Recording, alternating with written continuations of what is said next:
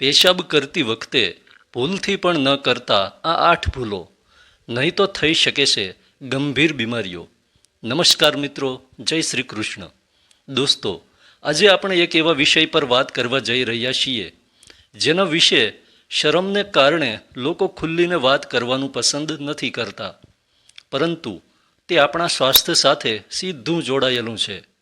શું તમે જાણો છો કે પેશાબ કરતી વખતે કરવામાં આવતી કેટલીક નાની નાની ભૂલો ભવિષ્યમાં યુરિન ઇન્ફેક્શન, કિડનીની સમસ્યા, મૂત્રાશયની નબળાઈ, પથરી અને બીજી ગંભીર સમસ્યાઓનું કારણ બની શકે છે? આજના આ વિડીયોમાં આપણે એવી 8 ભૂલો વિશે જાણીશું જેને પેશાબ કરતી વખતે કે તેને લગતી ટેવોમાં ક્યારેય ન અપનાવવી જોઈએ.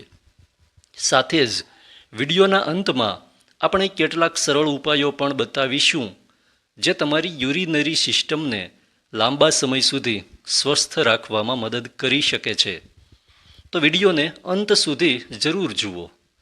નંબર 1, લાંબા સમય સુધી પેશાબ રોકી રાખવો. છે ઘણા લોકો કામ, મુસાફરી, મીટિંગ કે આળસના કારણે કલાકો સુધી પેશાબ રોકી રાખે છે. વારંવાર આવું કરવાથી મૂત્રાશય પર વધારાનું દબાણ પડે છે. આનાથી બેક્ટેરિયા વધી શકે છે અને યુરિન ઇન્ફેક્શનનું જોખમ અનેક ગણું વધી જાય છે.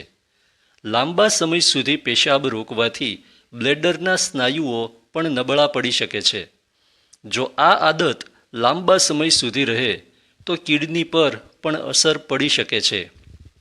તેથી જ્યારે પણ પેશાબ કરવાની ઈચ્છા થાય ત્યારે તેને બહુવાર સુધી રોકવો જોઈએ નહીં. નંબર 2, પેશાબ કરતી વખતે વધારે જોર લગાવવું. કેટલાક લોકો જલ્દી પૂરું કરવા માટે પેશાબ કરતી વખતે જોર લગાવે છે. વારંવાર આવું કરવું યોગ્ય માનવામાં આવતું નથી. આનાથી પેલ્વિક ફ્લોરના સ્નાયુઓ પર બિનજરૂરી દબાણ પડી શકે છે. જો તમને જોર લગાવ્યા વગર પેશાબ ન આવતો હોય કે વારંવાર આવું અનુભવાતું હોય તો આ કોઈ સ્વાસ્થ્ય સમસ્યાનો સંકેત હોઈ શકે છે અને ડૉક્ટર પાસે તપાસ કરાવવી જોઈએ. નંબર 3, શરીરમાં પાણીની કમી રાખવી. ઓછું પાણી પીવાથી પેશાબ ઘાટો થઈ જાય છે. એવામાં બેક્ટેરિયા સરળતાથી વધી શકે છે અને યુરિન ઇન્ફેક્શનનું જોખમ વધી શકે છે. સાથે જ કિડની સ્ટોન એટલે કે પથરી બનવાની શક્યતા પણ વધી જાય છે. દિવસભર પૂરતા પ્રમાણમાં પાણી પીવું શરીર માટે જરૂરી છે. પાણીની જરૂરિયાત હવામાન, ઉંમર, શારીરિક પ્રવૃત્તિ અને સ્વાસ્થ્ય અનુસાર અલગ અલગ હોઈ શકે છે. નંબર 4, પેશાબમાં બળતરા કે લોહીને નજરઅંદાજ કરવું. જો પેશાબ કરતી વખતે બળતરા થાય, દુખાવો થાય, વારંવાર પેશાબ આવે કે પેશાબમાં લોહી દેખાય તો તેને સામાન્ય સમજીને નજરઅંદાજ ન કરો. આ યુરિન ઇન્ફેક્શન, પથરી, પ્રોસ્ટેટની સમસ્યા કે અન્ય કોઈ બીમારીનો સંકેત હોઈ શકે છે. આવી સ્થિતિમાં વહેલી તકે યોગ્ય ડૉક્ટરની સલાહ લેવી જરૂરી છે. નંબર 5, ગુપ્ત ભાગોની સાફ સફાઈનું ધ્યાન ન રાખવું. સ્વચ્છતાનું ધ્યાન ન રાખવાથી બેક્ટેરિયા ઝડપથી વધી શકે છે. રોજ સાફ પાણીથી સફાઈ રાખો અને સાફ સૂકા કપડાં પહેરો. ખૂબ વધારે તીવ્ર સુગંધવાળા કે કઠોર કેમિકલવાળા ઉત્પાદનોનો ઉપયોગ દરેક માટે યોગ્ય નથી હોતો. સાફ સફાઈ રાખવાથી ચેપનું જોખમ ઘટી શકે છે. નંબર 6, વારંવાર પેશાબ આવવા છતાં ઈલાજ ન કરાવવો. જો દિવસ કે રાત્રે સામાન્ય કરતાં વધુ વાર પેશાબ આવે છે, અચાનક ખૂબ તીવ્ર પેશાબ લાગે છે કે પેશાબ પૂરો ખાલી ન થયો હોય તેવો અહેસાસ થાય છે તો તેને નજરઅંદાજ ન કરો. આની પાછળ ડાયાબિટીસ, યુરિન ઇન્ફેક્શન, પ્રોસ્ટેટની સમસ્યા કે બીજી તબીબી વજહ પણ હોઈ શકે છે. સમયસર તપાસ કરાવવી વધુ સારું રહે છે. નંબર 7, જરૂરિયાત કરતાં વધુ કેફીન અને દારૂનું સેવન. ખૂબ વધારે ચા, કોફી, એનર્જી ડ્રિંક કે દારૂનું સેવન કેટલાક લોકોમાં વારંવાર પેશાબ આવવાની કે બ્લેડરમાં બળતરા જેવી સમસ્યા વધારી શકે છે. જો તમને પહેલાંથી જ યુરિન સંબંધી પરેશાની રહેતી હોય તો આના સેવનને સીમિત કરવા વિશે ડૉક્ટરની સલાહ લો. નંબર 8. વારંવાર જાતે જ દવા કે એન્ટીબાયોટિક લેવી.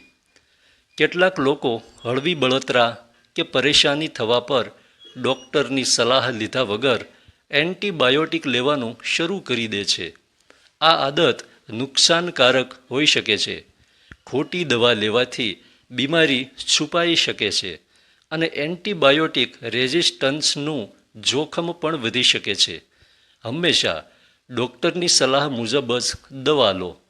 મિત્રો, હવે આગળ જાણીએ કે યુરિનરી સિસ્ટમને સ્વસ્થ રાખવાના પાવરફુલ ઉપાયો. પૂરતા પ્રમાણમાં પાણી પીઓ. પેશાબને વધુ વાર સુધી ન રોકો. સંતુલિત અને પૌષ્ટિક ખોરાક લો. નિયમિત શારીરિક પ્રવૃત્તિ કે કસરત કરો. મધુ રક્ત એટલે કે ડાયાબિટીસ અને બ્લડ પ્રેશરને નિયંત્રણમાં રાખો. વ્યક્તિગત સ્વચ્છતાનું ધ્યાન રાખો. ધૂમ્રપાન અને અતિશય દારૂના સેવનથી બચો. કોઈ પણ અસામાન્ય લક્ષણ દેખાય તો ડૉક્ટર પાસે તપાસ કરાવો. જો તમને આમાંથી કોઈ પણ સમસ્યા હોય તો મોડું ન કરો, જેમ કે પેશાબમાં લોહી આવવું, તેજ તાવ સાથે પેશાબમાં બળતરા થવી, કમર અથવા કિડનીની આસપાસ તીવ્ર દુખાવો થવો, પેશાબ સહેજ પણ ન આવવો, વારંવાર ઉલટી તથા ઉલટી સાથે પેશાબની સમસ્યા થવી, પેશાબમાંથી તીવ્ર દુર્ગંધ આવવી અને સતત દુખાવો રહેવો. આવા કિસ્સાઓમાં તરત જ તબીબી સલાહ લેવી આવશ્યક છે. મિત્રો, પેશાબ કરવો એ એક સામાન્ય પ્રક્રિયા છે, પરંતુ આનાથી જોડાયેલી ખોટી આદતો તમારા સ્વાસ્થ્ય પર મોટી અસર પાડી શકે છે. આજે તમે જાણ્યું કે કઈ 8 ભૂલોથી બચવું જોઈએ અને કયા સંકેતોને નજરઅંદાજ ન કરવા જોઈએ. યાદ રાખો, યોગ્ય આદતો અપનાવવી એ બીમારીનો ઈલાજ કરાવવા કરતાં ક્યાંય વધુ સારું છે. દોસ્તો, જો તમને આ માહિતી ઉપયોગી લાગી હોય તો વિડીયોને લાઈક કરો, સાથે શેર કરો અને જો તમે આ ચેનલ પર પહેલી વાર આવ્યા હોય તો ચેનલને સબસ્ક્રાઈબ કરવાનું ભૂલતા નહીં. ફરી મળીશું એક નવા વિડીયોમાં. ત્યાં સુધી સ્વસ્થ રહો, મસ્ત રહો.